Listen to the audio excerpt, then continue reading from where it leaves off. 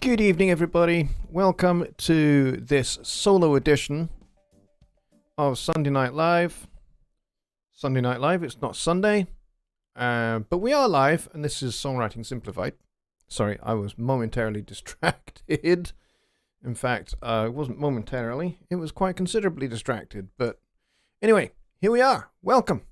Normally I'd have Jonny Guide with me and we'd be over on his channel, but he has some family business to take care of. So I said, hey, I'll do it over at mine. So here we are. I hope everybody's doing well. Let's see who is first in the door. Thomas over in the Philippines is first in the door, quickly followed by Tony and Music to Motion. John Edgar is here. Martin Weeks is here as well. James Gio is here. Just Bob is here as well. Ken Moss as well. Garen Livingston. Welcome, welcome, welcome. Was I playing that live? Yeah, I was actually. I just randomly picked this kind of...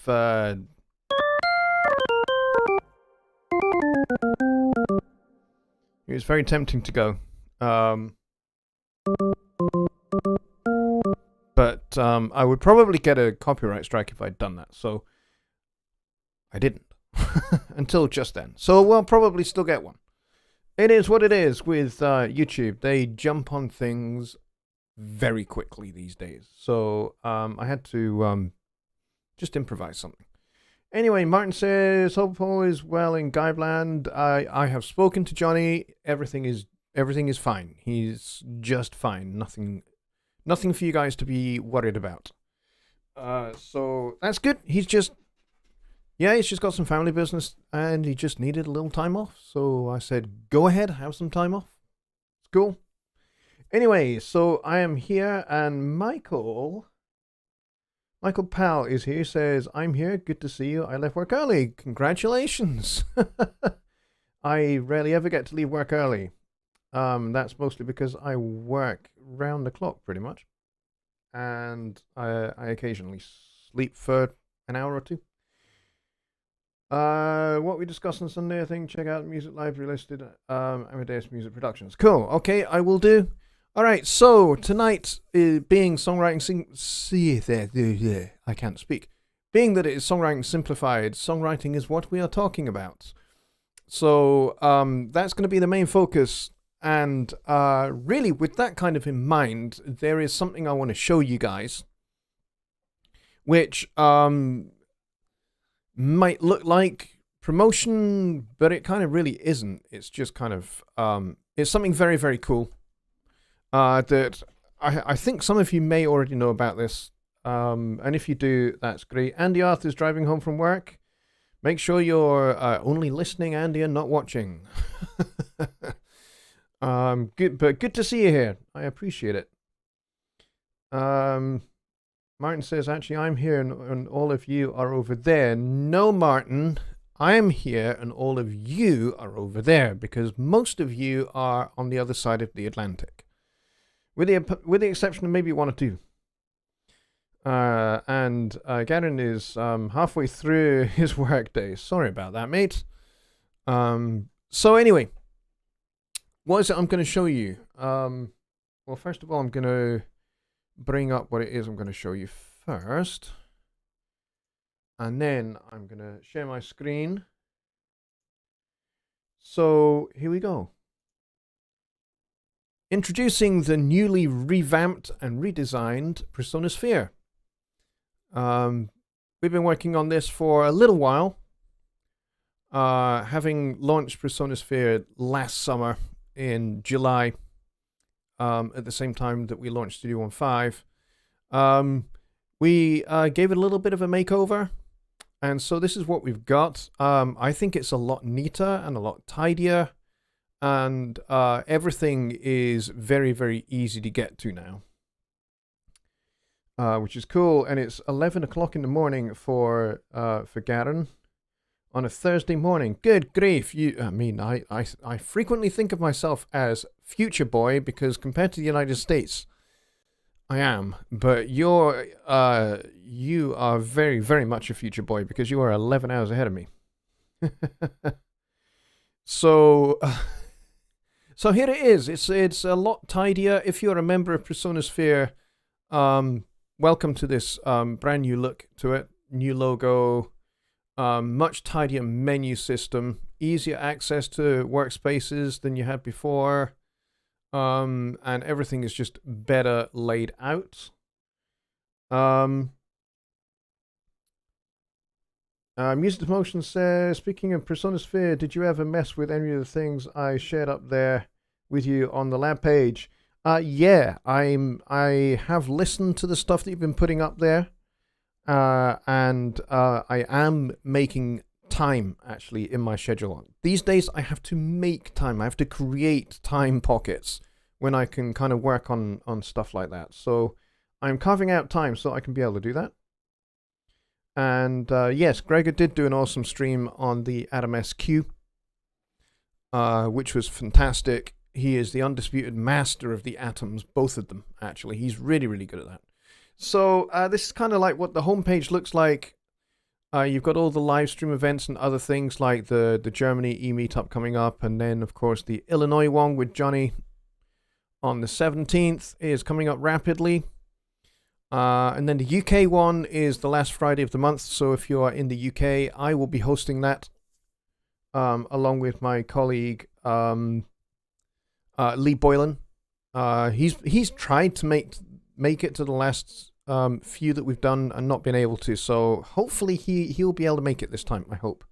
Lee is a great guy. He's one of our product specialists over at Personas, and he's Irish. He's based in County Cavan, so it'd be great to have him on board. And then the workspaces.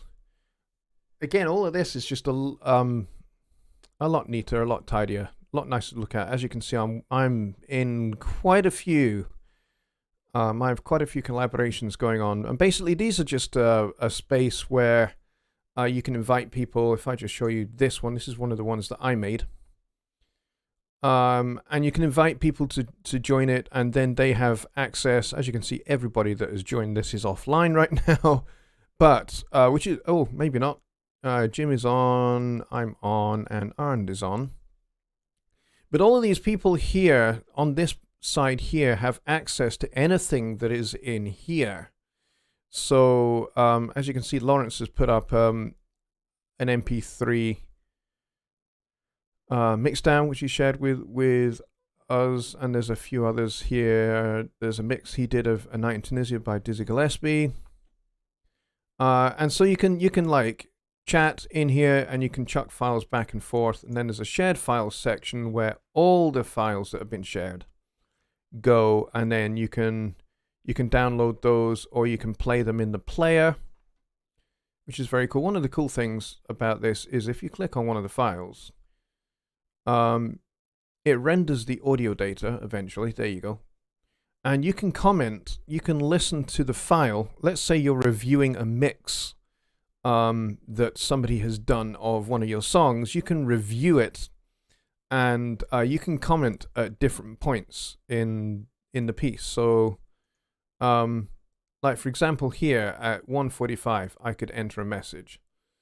I could say something like, this sounds great, but rhythm guitar is a little muddy. And then you just hit enter to send.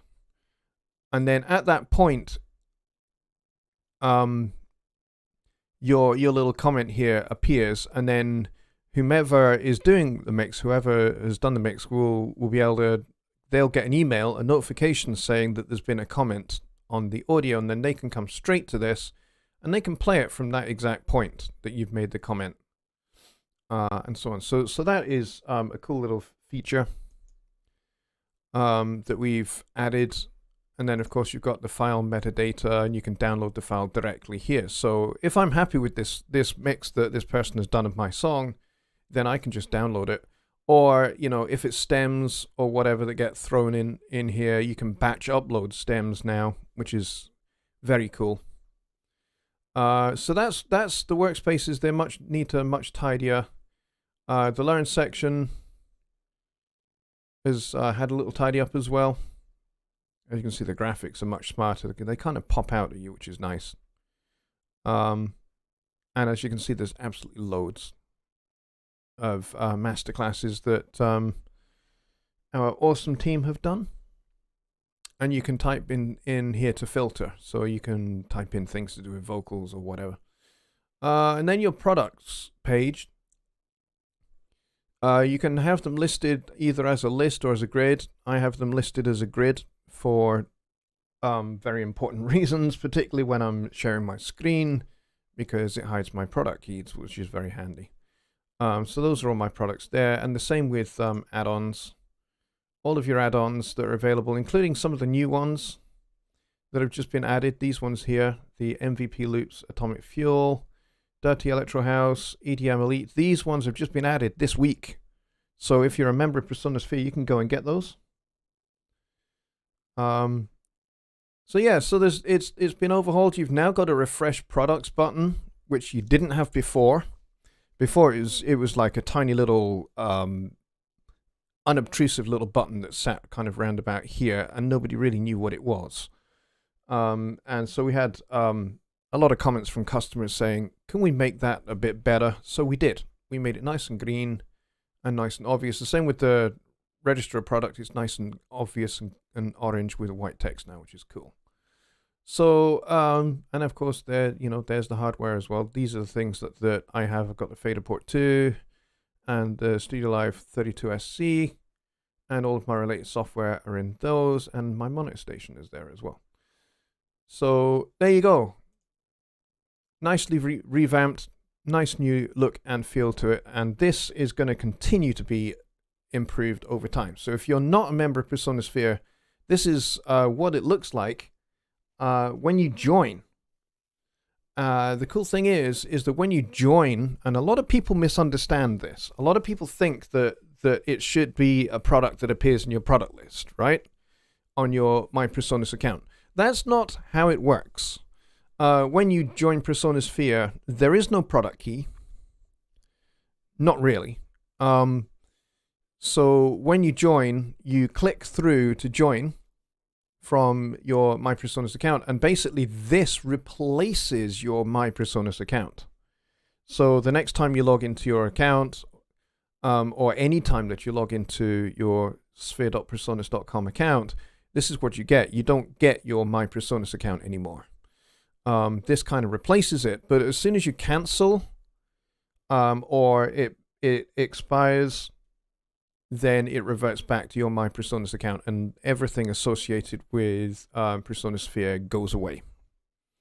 So if you only have Studio One 5 Professional because of your Personasphere membership, then that goes away as well. You won't have access to that at all until you rejoin. So there you go. I kind of wanted to show you that that we've kind of redone it a bit.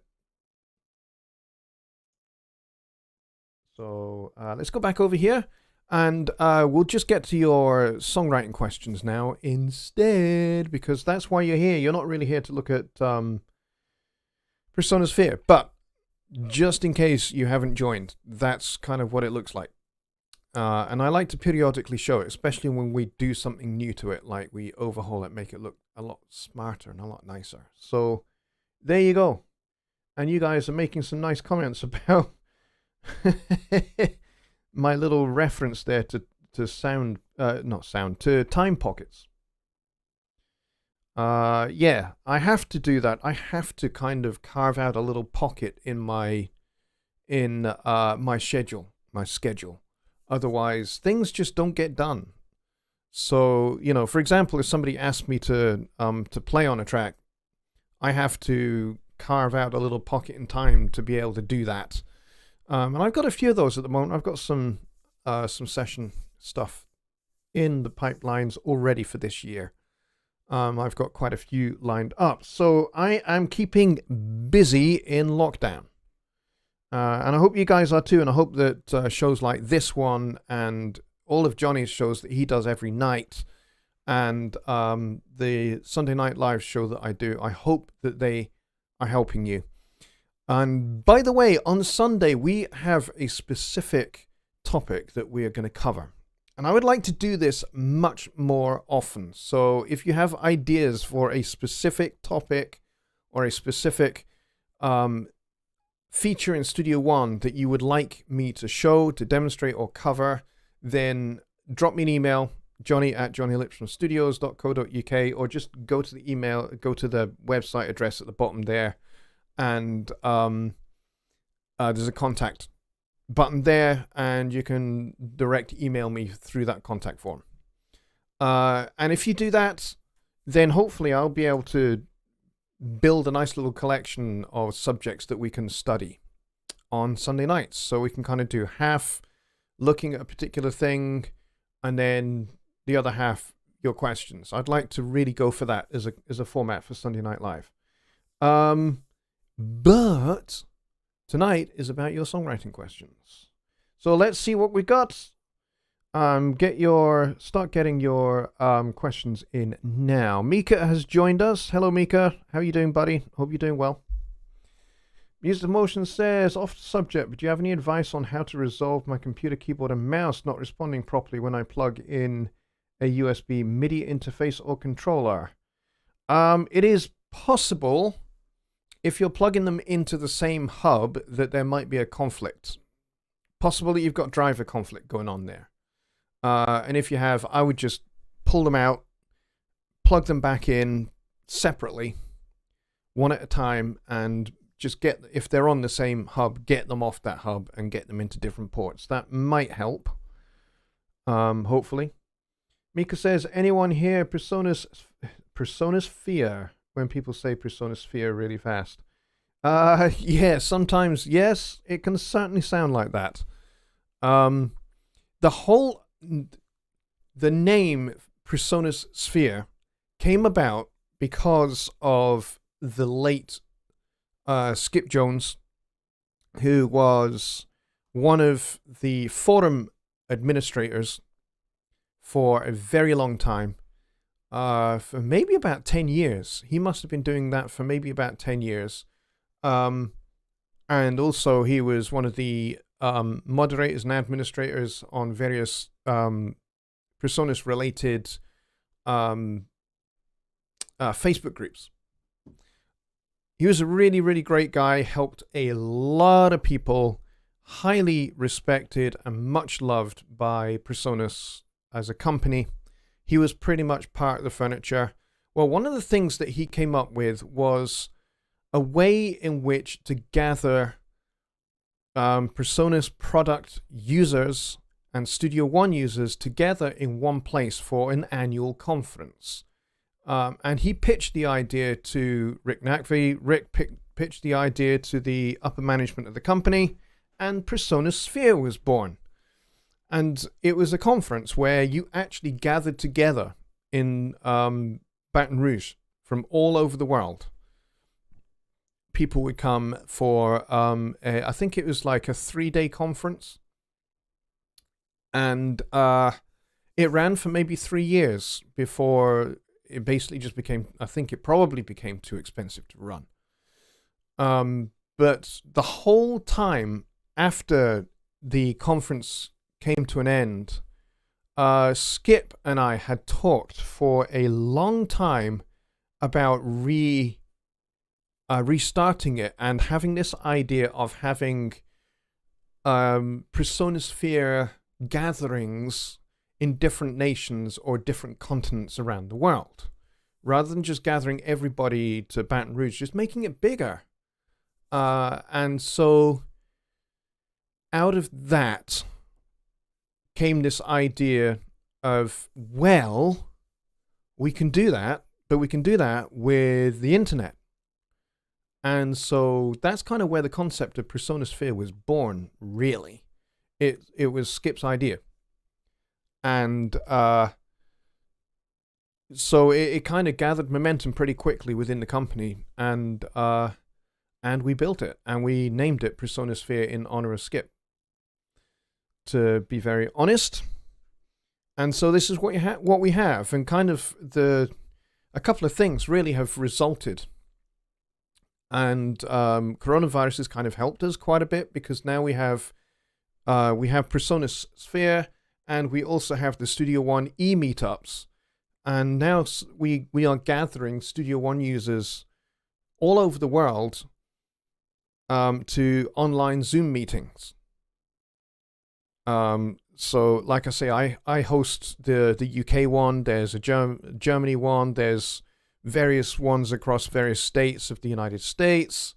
There's an Australian one, there's loads. There's a Brazil one. There's loads of different meetups taking place all around the world, and all of that kind of came out of Skip's kind of idea, and it just grew arms and legs, and so that's what we have now. So there you go, Presonosphere. That's kind of how it came about, and I think it's a terrific idea. I think it's a great product, and I hope you guys love it.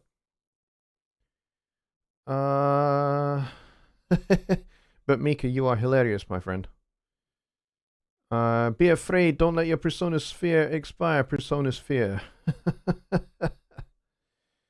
3 onboard controllers, 2.0, 3.9, 3.1. I'll try and plug in rearranging them. Yeah, you may well need to do that 2 or 3 times until you resolve the issue. Entirely possible.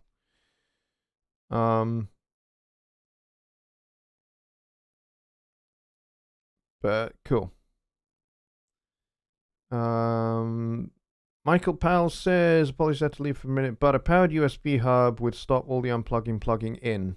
Yeah, a powered one would certainly work. I don't know whether for a mouse and keyboard you need a powered one, unless maybe you've got a backlit keyboard like I have. I've got a backlit keyboard here, and that does kind of require bus power. Yeah. Well, in this case, this one doesn't require to be in a powered hub. It can be on a non-powered hub because it just draws regular bus power. But yeah, a powered hub is probably better for things like hard drives, things like that, USB audio devices, stuff like that. Let's see, Martin says, makes me kind of flashback to early 2000s when Little Feet grassroots movement was born. I helped organize the Yahoo Club's online gatherings for area feet fans. Cool. Yeah.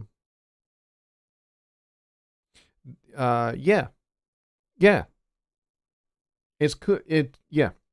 The meetups, the Studio One meetups, if you've never been to one of them, definitely try and get involved in one of them. They are really, really cool. I have met some awesome people. The UK one gathers between 15 and 20 people on the last Friday of every month. And we talk Studio One. We talk about the things we like about Studio One. We talk about the things we'd love to see improved. And we dream. We dream big about features that we would like to see added and implemented.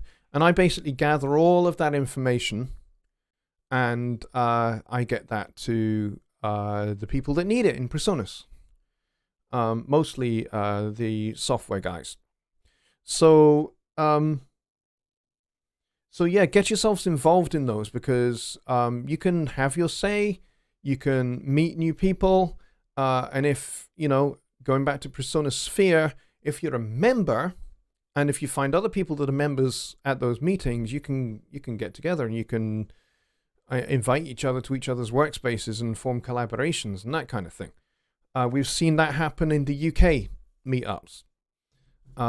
There's I think there's 3 or 4 out of that meetup now that are collaborating via Presonus Sphere, and they're making music together doing that. So that is a good thing to get involved in. Plus, like I say, you get to have your say, and all of that information gets back to Presonus Software, and for them to look at, and feature requests. It's just basically another way in which Presonus as a company can really lean into Studio One customers and find out what they really like, what they really don't like, and kind of where their dreams are with it, And it could well be that you've seen features in another DAW and you think, wouldn't it be great if Studio One had that? Because Studio One doesn't have that feature, but it'd be really great if it did. Then yeah, absolutely. Mika says, I've been dreaming big about Presonus to create event anchors. So many requests for something every door has. Well, Mika, get your feature request in over at answers.presonus.com. If you haven't done so already, I'm pretty sure that you probably have. So I would recommend, folks, everybody here that is in this live stream, I recommend that you go over to answers.presonus.com, you find Mika's feature request, and you'll go and give that a vote up. I would appreciate it, and I'm sure Mika would appreciate it as well, because I think it's a good one, and I agree. Event anchors is a good idea, for sure.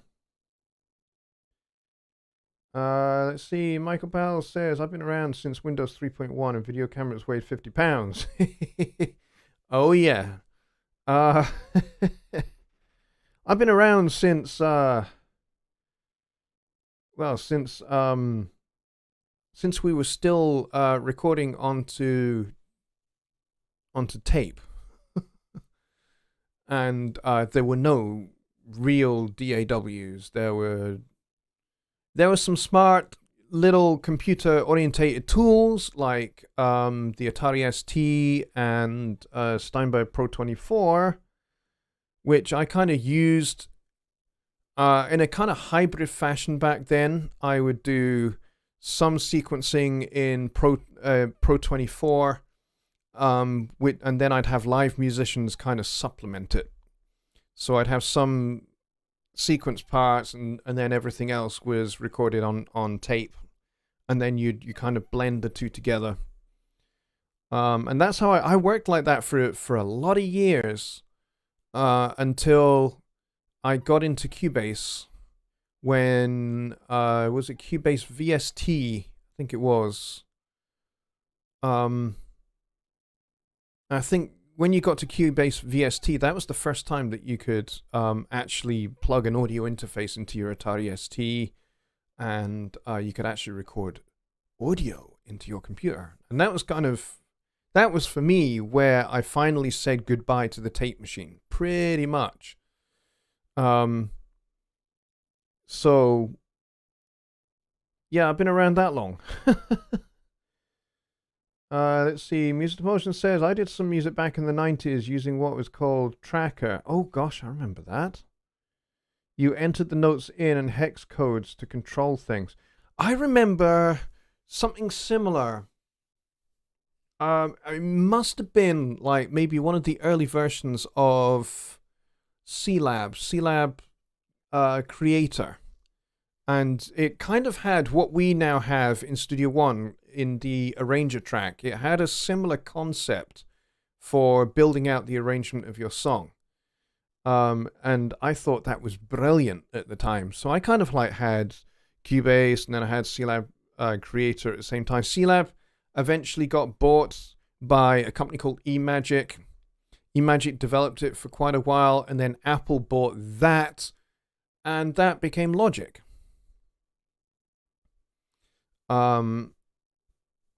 Which is actually quite far removed from what it was back in those days. So I kind of grew up in working in studios in two worlds, really, kind of in a Logic world and in a Cubase world. But as I say, Cubase is the one that I knew the best, really, because I used it right the way from version 1 all the way up until 2013. Mika says, how do you quantize events that have late transients that you want quantized? I don't want to bend, just create an anchor point that Quantize uses as the mark to quantize. It's a good question. To be really honest, with audio, I don't actually even use bending in Studio One. If a transient is a little tiny little fraction out of time, I don't tend to worry about it too much. I mean, if it's like really noticeably glaringly out of time, then sure, I will go and bend that one thing, or I'll go and use the bend tool and just grab that and drag it to where I want it. But for the most part, I don't use audio warping or audio bend or anything like that. I just don't. If something is badly out of time, I go and hang on, something just popped up on my screen. Get rid of that. There we go.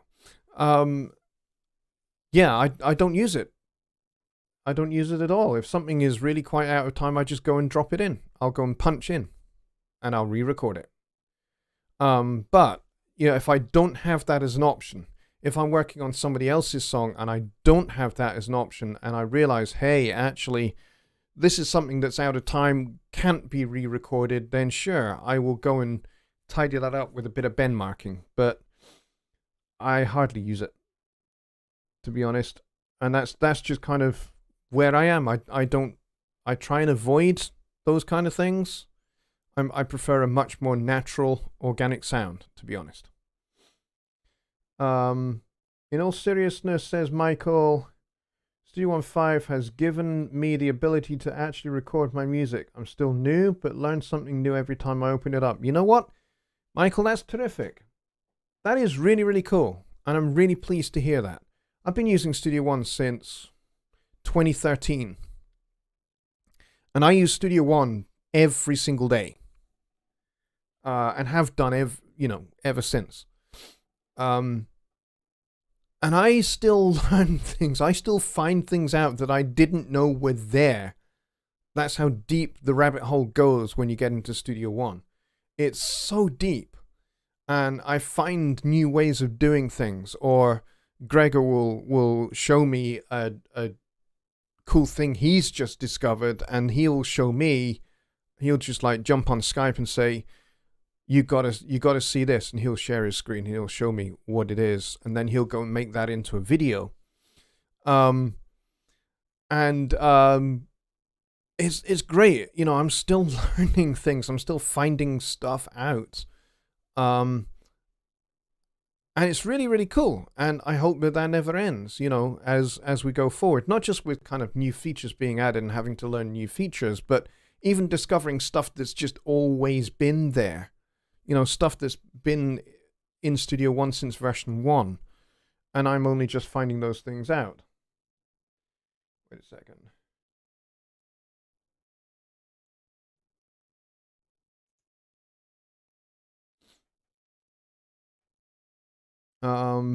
So yeah, I'm really glad, Michael. Really glad.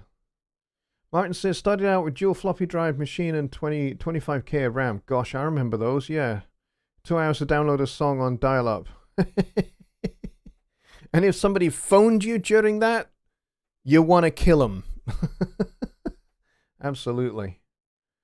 IBM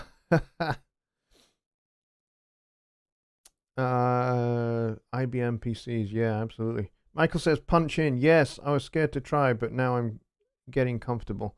Yeah, punching in and punching out is something I do a lot. I don't tend to go, okay, I'm just gonna straighten that out with some quantizing, or a little bit of audio bending will straighten that bit out. If I can do it better, I will do it better. Call me a perfectionist. I prefer to get it right, and then print it. And once it's printed, that's it. I don't touch it. That's how it is for me with audio. But with MIDI, maybe a slightly different story. Again, I don't just press Q for quantize. I don't just like range select everything and hit Q. I'll do that when I'm doing the scratch tracks. But when it comes to actually recording things, if I'm using virtual instruments how I want them, I don't just like range select all and press Q. I'll go in and I will do, again, using that word pocket. I will go and pocket things. I'll go and just manually drag things into line where I want them to be. Because even though it's MIDI, I still like it to have a human feel to it without actually using the humanized thing. Because the humanized thing is still not human because it's not random enough. Human beings are random. So even with a humanizing feature, it's still an algorithm that is faking that. So if I want MIDI to sound organic, then I treat it like it's still audio, basically. And so I do as little quantizing as I can get away with. But certainly if you're working in the film industry and you need to precisely sync something to a particular frame of the film, then sure, you're going to need markers and you're going to need anchors for that, because you're going to need to be able to precisely line those up with a particular frame of the film. So they are essential for that. But really for what I do, it's not really an essential thing for me, personally. Let's see. Studio One seems to have a plethora of Easter eggs. Yes, it has more Easter eggs than Easter.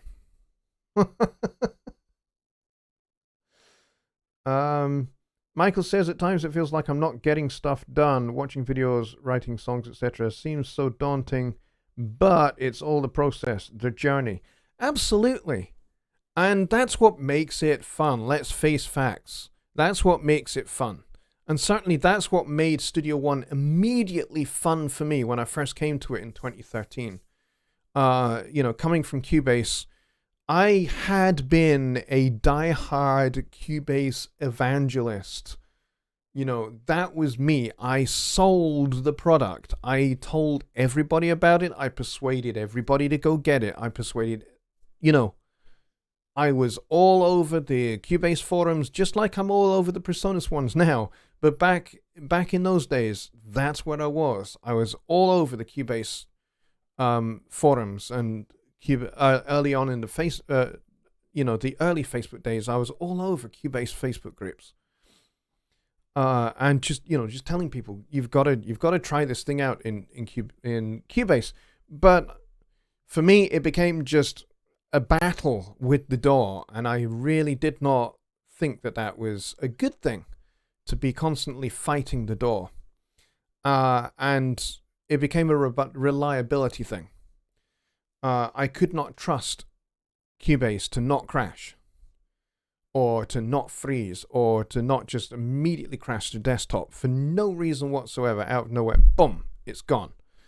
Now, you know, I am in tech support. Tech support is what I do, so I know how to read crash reports and those kind of things. But it's just like constantly Cubase crashing, and I was just like, I've got to ditch this thing.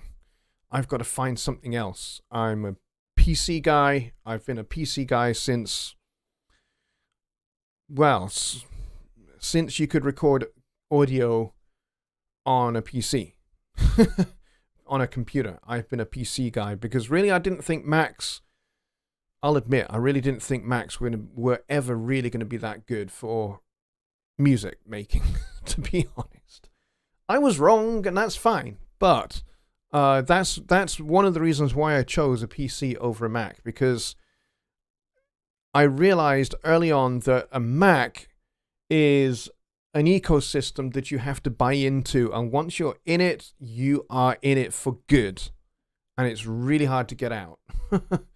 I realized that early on, and so I will openly admit I didn't think that Macs were going to be that good or that reliable for music making, and I was wrong. I was absolutely wrong, and that's fine. But I do have a Mac. I have a Mac set right over there on my other desk, which I use for doing mostly technical support on and for testing. So after a lot of years on PC, I'm having to learn how a Mac works and getting to know it. And boy, is it clunky as hell. But I'm not getting into a PC versus Mac debate here. But there is a reason why I'm talking about it. Is I chose the PC, so that kind of means that I couldn't go back to Logic because Apple had bought Logic, and they were going to make it exclusively for their platform, for their Macs, and that was it. So I had the choice, really, Cubase or something else that worked on a PC. I had a friend who worked for a computer company down in England, who were building the first Pro Tools PCs, because, you know, for quite a while Pro Tools was really a Mac thing, not really a PC DAW, and they were building like the first Pro Tools PCs, and so that's when I started seriously looking at Pro Tools, and again I kind of, when I have been in studios where Pro Tools is being used, and I've actually used Pro Tools to do some sessions at other studios, I just found it to be clunky. Majorly clunky. There's no short or easy way to do things in Pro Tools. At least not that I ever found. So, so kind of like I scratched that off my list, and then I started looking on YouTube, and that's when I discovered Jonny Give's videos, and shortly thereafter I discovered Joe Gilder's videos, and I got to know both of them. Both Jonny and Joe are very, very good friends of mine. I know them very well, and I have the pleasure now that I work with Joe as a colleague, which is super cool. But yeah. That's how I came to Studio One, really, was through a combination of Jonny Give's videos and Joe's videos, because he had just switched from Pro Tools to Studio One. And I was watching his first kind of few videos that he was making in Studio One, and I saw Jonny's videos, and I thought, you know what? I think that's it. I think that's the DAW for me. So I bought a new computer, and that was it. Did I sell my Cubase license? Don't remember whether I did. No, I didn't sell my Cubase license. I still have the flipping installer and dongle, the crappy little e-licenser thing.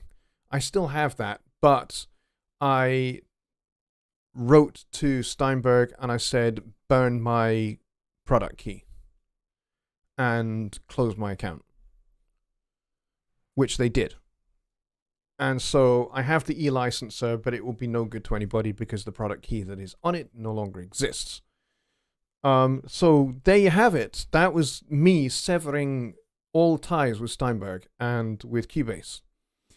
But little did I know that the guys that were developing things like Halion, the sampler that's in Cubase, and the VST protocol, and Nuendo, and various aspects of Cubase, the GUI, and things like that.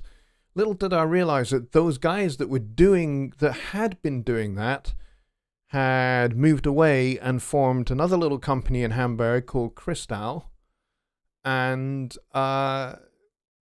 Presonus reached out to Crystal and said, hey, we want to bundle a DAW with our hardware products. Will you develop one in partnership with us? And Crystal, of course, said, yes, we'll do that. And so they did. And they built this product, which became Studio One. And then, of course, Crystal was bought by Presonus and became Presonus Software. But little did I know that when I was using Cubase and using Halion and all of that, those guys that are now my friends were building that, and I never knew it. It's a cool little story. Fun little story, and I don't know why I digressed into my personal story about my journey into Studio One, but hey. But you guys are talking away quite nicely. Let's see. Mika says it's hard to escape the Mac culture, especially since the Silicon M1 has changed everything. Yes, I hear lots of good things about the M1s. The official line at the moment is that Presonus does not support the M1s. But watch this space, I think, is the best way to say it. Because pretty sure that we will at some point. Let's see. What else are we talking about?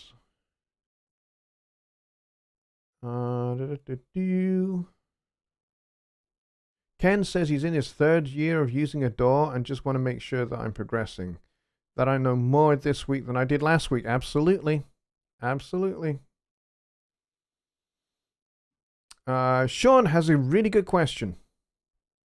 And actually, Kevin has a good question as well. Kevin's Guitar Stories. Kevin, I think you're new to my show, and I'm glad you're here.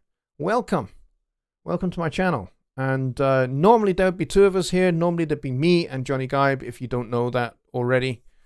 And normally we would have much more songwriting orientated stuff for this. But we don't tonight for reasons that I cannot disclose. I'll deal with Sean's question first, and then I'll get to yours, Kevin. If I subscribe to Presonisphere for a year, that rhymes, and download some cool stuff, does my computer need to be online to use them? For example, VST instruments. Yes, but not all the time. Your computer will need to be online at least once every 30 days so that the licenses can, we call it call home. So that all your Presonus products can call home to the Presonus servers, and we can just check that everything's good and all of that. And the server can say, hello, you're doing well over there. And the products can say back to the server, yes, we're doing fine. Sean is great fun. And everything's working out great. And then the server can go, great, carry on. And we'll talk to you in another 30 days. And then you can take the computer offline again for another 30 days and carry on working away. And everything will be fine. Maybe I should have made that into a video. We could have embedded that into a knowledge base article. That would be quite entertaining.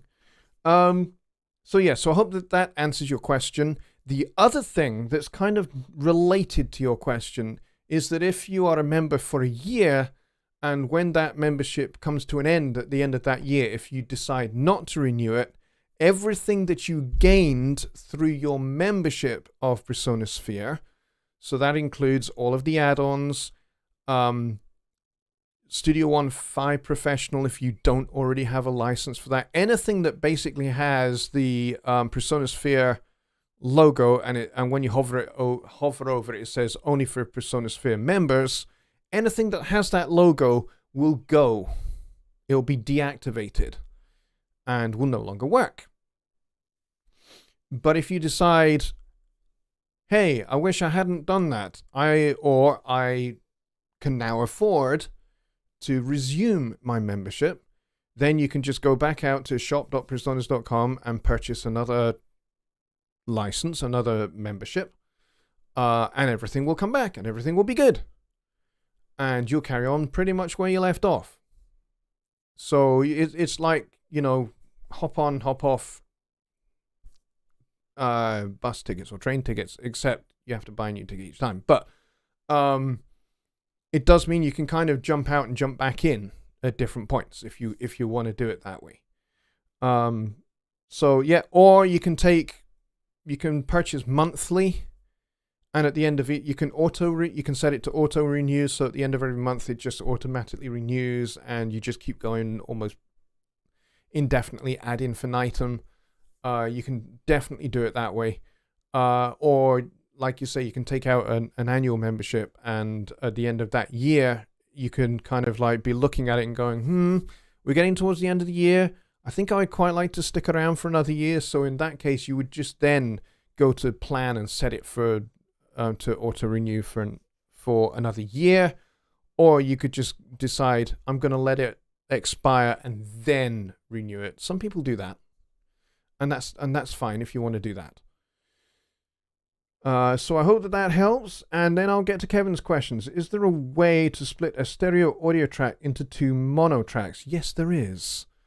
I don't do it very often, so bear with me, and I will try and remind myself how I do it. I'm going to have to find a stereo track. So let's go over here. This is the little piece of music that you heard at the beginning, by the way. All right, so let's close up the mixer because we don't need it. There we go. We don't need that. Stereo. There we go. We've got a stereo track right here. This guitar event here. So I could, I think it's going to be in the pool. If there's anything audio-wise in the pool that is stereo. Let's see. Is there? Yeah, that's my guitar part right there. Okay, here's what we're going to do. We're going to bounce this guy. You go Control B. There we go. So we bounced that. And let's go back to the pool. Did that work? Let's save it.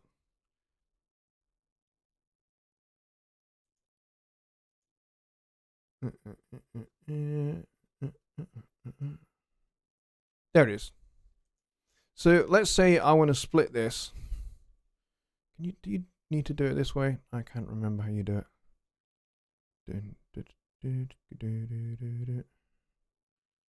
I thought you had to do it in the pool. New file. Select on track.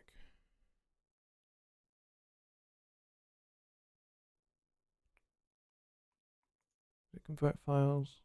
No. It is not that. Like I said, I do this so rarely I can't remember how you do it.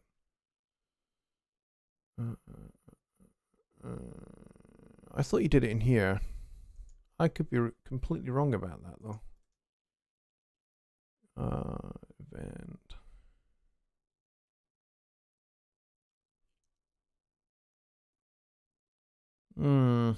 There is definitely a way to do it. I have actually done this, and I've seen it done, and I just can't remember how to do it.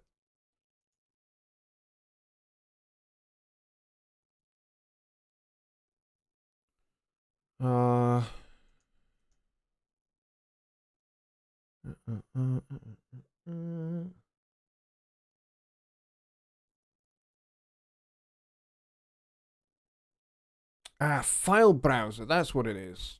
Of course it is. I should know that by now. It's in the file browser, so you have to browse to it. So I'm going to close that. I'm going to go to let's open this. Let's go to songs. What's this called? Funky demo loop. Go to songs. I have so many songs in here.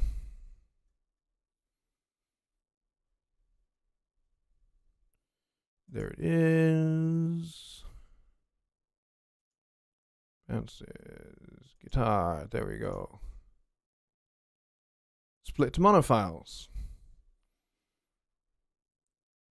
So yeah, so there you go. You find the song through the files tab, like I just did there. So I've gone to the song folder, Funky Demo Loop, which is what this is called here, and then you find the track you want to split, and then you basically just go split to mono files, and now we've now got guitar left and guitar right, and I can just click that one, hold shift, click that one. And then I can just drag these two guys in. And there I've got a left and a right. Thank you for the little prompt there, Mika. It was the Files tab, not the pool. So there you go. So that's how you do that. So I hope that helps. I'm going to Control Z that now. There we go. Cool. All right. Any other questions? You must use a Studio One file browser. Yep, absolutely. Let's see.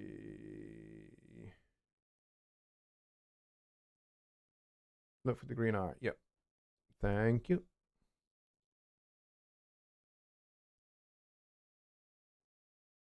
All right. Let's see. What else do we have? Mike Neighbors here. Hello, Mike. How you doing, buddy? You're late. Naughty boy. I'm kidding. Can you just purchase from Sphere the specific things you want to continue to use? No. In a nutshell, because Persona Sphere is a membership. It's like a gym membership, for example. So the way it works is that all the stuff that Personas makes, so all the add-ons for Studio One, all the add-ons for Notion, they are all available to you because you are a member of Persona Sphere. As soon as you end that membership, you then terminate the right to have access to those things. So that's kind of how it works. It's not the same, you know, as some other things. But yes, a little bit like a gym membership in some respects. That you know, the membership of the gym gives you right to go and use the pool, go and use any of the weights, go and ride on any of the exercise bikes, use any of the treadmills, etc., etc., etc. May even allow you to you know, have a discount at their cafe if they have one, whatever. And as soon as you end that membership, you no longer have the right to just go in and use the weights, use the pool, ride the exercise bikes, use the treadmills, and get that 25% discount on the cafe. You'd have to pay full price at the cafe now because you're no longer a member, and you'd have to pay probably every time you want to use the hot tub, the jacuzzi, the pool, the weights, the whatever is in the gym, and you'd have to pay every time you go.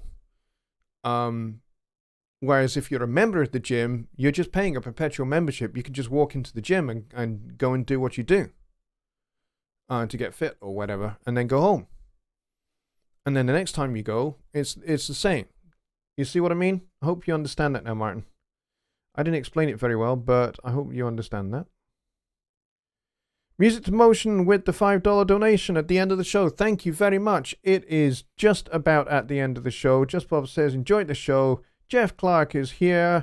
He says, hello everybody from Manchester, but that's not the Manchester that is in the UK. It's Manchester in the United States. but we're so glad that you borrowed the name of a really great city. Appreciate it. But welcome, Jeff. Glad you're here.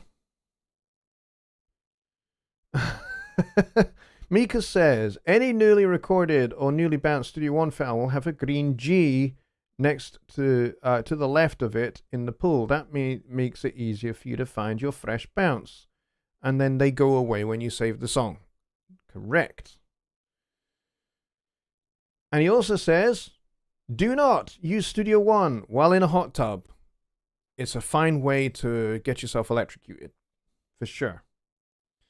Unless you have a completely waterproof device. So there you go. Jeff says he caught Gregor's live stream on Adam SQ. Very interesting what that thing can do. You're darn right. I have one, and it is fantastic. I have it just perched on top of my ancient Yamaha QS300 workstation synth, which is what was playing the... which is playing that nice Hammond sound. But I have it sat on top here, and it's also playing the Hammond.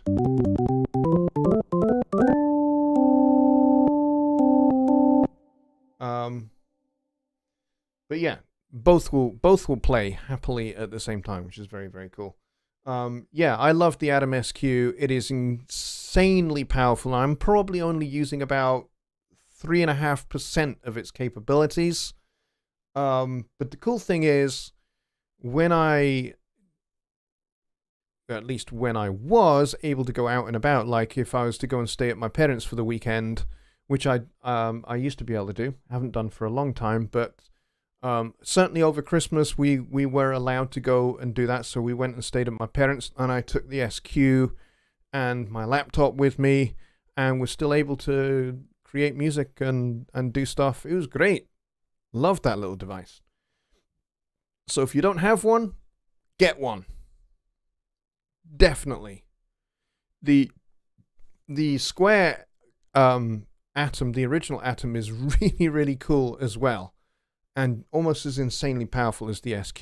The SQ is really good for kind of more keyboard orientated things that you might want to do, whereas the square Atom thing is great for beat making and that kind of stuff. But yeah, they are awesome together. All right, we are at the end of the show, folks. So I will bid you a very fond farewell, and I will see you Sunday, where we will be taking a look at working with some electric guitar parts and how to get them all separated, especially if you're going to mix in mono. Mixing in mono is fun.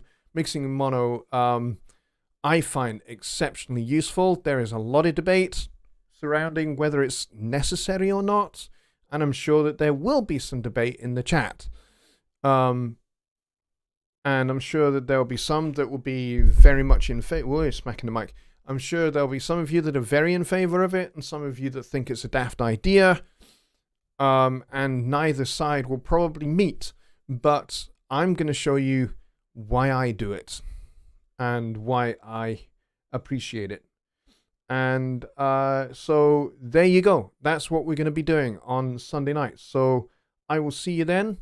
Take care. Have a great rest of your week, and have fun. Good night.